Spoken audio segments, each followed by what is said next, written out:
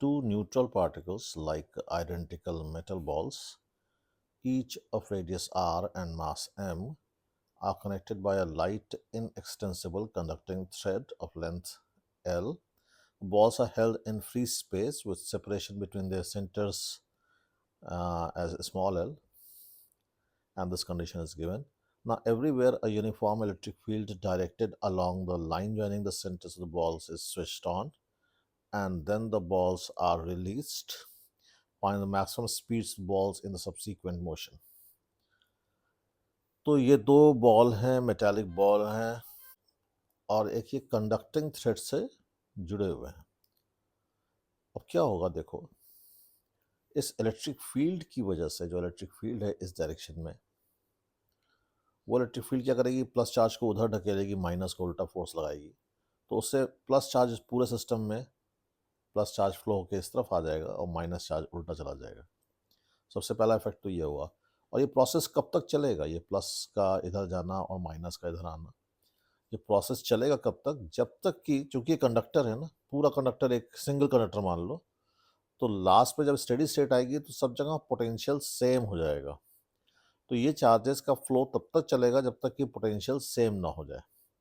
अब potential same होने का मतलब ऐसा कह सकते हो कि जितना पोटेंशियल इसके सेंटर पे है, इस मेटालिक स्फीयर के, उतना ही पोटेंशियल इस मेटालिक स्फीयर के सरफेस सेंटर पे होना चाहिए. सेंटर इसलिए वो सेंटर पे निकालना आसान है, वैसे तो हर जगह पोटेंशियल सेम है. अब कंडक्टर की प्रॉपर्टी के हिसाब से ये जो प्लस क्यू चार्ज है, ये बाहर बाहर होगा, आउटर सरफेस पे होगा, और हम यूनिफॉर्मली मान सकते हैं इस कंडीशन की वजह से, क्योंकि इनके बीच की दूरी बहुत ज़्यादा है एज कम्पेयर टू रेडियस. तो इन चार्जेस को हम यूनिफॉर्मली स्प्रेड मान सकते हैं. अच्छा, सेंटर पे अगर हम पोटेंशियल, यानी पोटेंशियल डिफरेंस जब तक जीरो ना हो जाए तब तक चार्ज फ्लो होगा. पोटेंशियल का सेम होना या पोटेंशियल डिफरेंस का जीरो होना. अब अगर मैं देखूं कि इस माइनस क्यू चार्ज के रिस्पेक्ट में इस प्लस क्यू चार्ज का पोटेंशियल कितना ज़्यादा है, तो भाई माइनस क्यू चार्ज का पोटेंशियल की वजह से पोटेंशियल अगर इसके सेंटर पे देखा जाए तो माइनस के क्यू बाई स्मॉल आर, और इसके सेंटर पे कुछ पोटेंशियल इस प्लस क्यू की वजह से भी होगा, लेकिन प्लस क्यू बहुत दूर है तो उसका इफेक्ट छोड़ दो. चलो, ऐसे प्लस क्यू के सेंटर पोटेंशियल इस प्लस क्यू की वजह से होगा के क्यू बाई आर, और कुछ इसकी वजह से भी होगा लेकिन बहुत दूर है तो वो छोड़ दो. चलो, तो दोनों के सेंटर का हमें पोटेंशियल पता है, इसका माइनस के क्यू बाई आर, इसका प्लस के क्यू बाई आर. तो चार्जेस की वजह से इसके सेंटर पे जो पोटेंशियल है वो कितना ज़्यादा है, 2 k/r. ठीक है. अब पोटेंशियल डिफरेंस जीरो कैसे होगा. अब इलेक्ट्रिक फील्ड का इफेक्ट देखो, इलेक्ट्रिक फील्ड की डायरेक्शन में जाने पर पोटेंशियल घटता है. तो यहाँ से माइनस क्यू से प्लस क्यू तक जाते जाते कितना हम इलेक्ट्रिक फील्ड की डायरेक्शन में जा रहे हैं, तो वो जा रहे हैं ये दूरी जो स्मॉल एल दी हुई है. तो इलेक्ट्रिक फील्ड की वजह से यहाँ तक आते आते जो पोटेंशियल घटेगा, वो इलेक्ट्रिक फील्ड की डायरेक्शन में पोटेंशियल घटता है, वो घटेगा ई इंटू स्मॉल एल. तो इस तरीके से यहाँ का कुल पोटेंशियल वही होना चाहिए जो यहाँ का पोटेंशियल है, यानी पोटेंशियल डिफरेंस जीरो होना चाहिए. तो ये पोटेंशियल डिफरेंस हो गया 2 k/r चार्जेस की वजह से, और माइनस ई इंटू एस. ये मैं सेपरेशन जो कि इनिशियली स्मॉल एल दिया है, एक जनरल टाइम पर इसको मैंने स्मॉल एस मान लिया है. तो E into small S, S is separation at a general time, और ये जो पोटेंशियल डिफरेंस है it has to be zero. This is the main thing. इससे हमें पता जाएगा कि कितना चार्ज इन बॉल्स पर डेवलप होगा जब वो एस दूरी पे होंगे.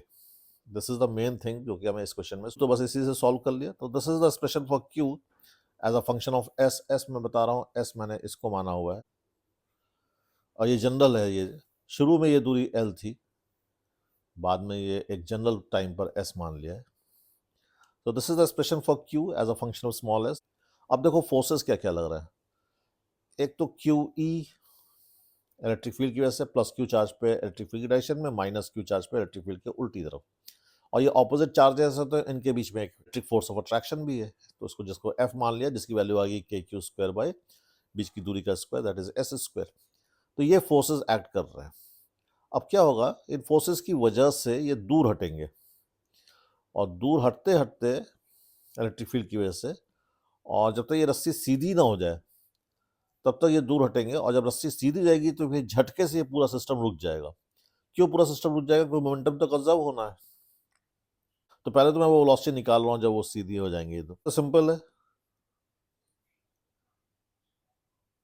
क्या कर रहा हूँ मैं, क्यू का इस क्यू और इस क्यू दोनों क्यू का कंबाइंड वर्क निकाल रहा हूँ। तो कुछ ये चलेगा कुछ ये चलेगा, दोनों का कंबाइंड कितना चलना होगा जितना एस में अंतर आएगा। तो कुछ ये चलेगा तो कुछ वर्क आएगा। मान लो ये चला DS1, तो क्यू का वर्क होगा क्यू इंटू DS1। जब ये मान लो चला DS2, तो इस क्यू का वर्क होगा क्यू इंटू DS2। तो दोनों क्यू का कंबाइंड वर्क होगा, क्यू कॉमन ले लो तो DS1 प्लस DS2। और DS1 प्लस DS2 क्या है, इस एस में टोटल चेंज। तो ये हो गया क्यू इंटू DS। तो इन दोनों क्यू का वर्क ये आ गया। ऐसे ही इन दोनों एफ का वर्क हो गया minus F DS। Minus F, minus इसलिए क्योंकि एफ अंदर की तरफ है और DS हम मान रहे हैं बाहर की तरफ है। DS is taken as positive mathematically. पहले तो मैथमेटिकली मैं सॉल्व कर रहा हूँ। तो मैथमेटिकली जब सॉल्व किया जाता है तो हर वेरिएबल का जो चेंज है उसको पहले पॉजिटिव लेते हैं and let the calculation be done. और फिर कैलकुलेशन बताता है कि वो पॉजिटिव है या निगेटिव है।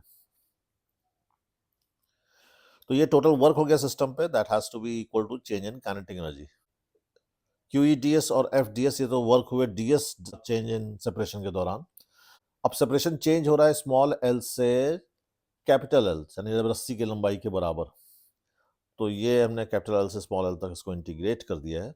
So this is the total work on system जब तक ये रस्सी सीधी होगी तब तक। और फिर जब जैसी रस्सी सीधी होगी तो मान लो कि इसमें दोनों में स्पीड बराबर आएगी ड्यू टू सिमेट्री। और इस वजह से जो काइनेटिक एनर्जी ऑफ सिस्टम होगा वो इसका हाफ mv² प्लस इसका हाफ mv²। तो मैं हाफ छोड़ दूंगा, that is equal to mv²। तो दिस इज एक्सप्रेशन। अब इसको मैं सॉल्व कर रहा हूँ सिंपली। क्यू की वैल्यू रख दी मैंने, जो क्यू यहाँ पे निकाला है। सो बाकी वैसे सॉल्व करता जा रहा हूँ ताकि यू कैन वेरीफाई। क्यू की वैल्यू रखते हुए ये फोर्स का एक्सप्रेशन है KQ² आर स्क्वायर जगह S² आएगा, सॉरी। तो ये फोर्स का एक्सप्रेशन है KQ²/S²। And then you have to integrate this और फिर इसको सॉल्व करेंगे। ये चेक कर सकते हैं, I am solving it. Simply solve करता जा रहा हूँ मैं और इससे हमें V का एक्सप्रेशन मिल जाएगा। So this is the expression we getting for V when string becomes straight। अब सोचना है कि ये V सबसे ज्यादा होगा, इसके लिए क्या लॉजिक है। जब रस्सी सीधी हो जाएगी तो ये सिस्टम एक जर्क के साथ रुक जाएगा। क्यों रुक जाएगा, देखो इस सिस्टम में बाहर से कोई फोर्स नहीं है। QE और QE कैंसिल हो गया, ये F और F कैंसिल हो गया, तो रिजल्टेंट फोर्स इज जीरो। तो मोमेंटम कंजर्व रहना चाहिए। तो शुरू मोमेंटम अगर जीरो है तो बाद में भी हमें हर वक्त जीरो रहना चाहिए। ये दोनों उल्टा चलेंगे तो मोमेंटम हमेशा जीरो रहेगा।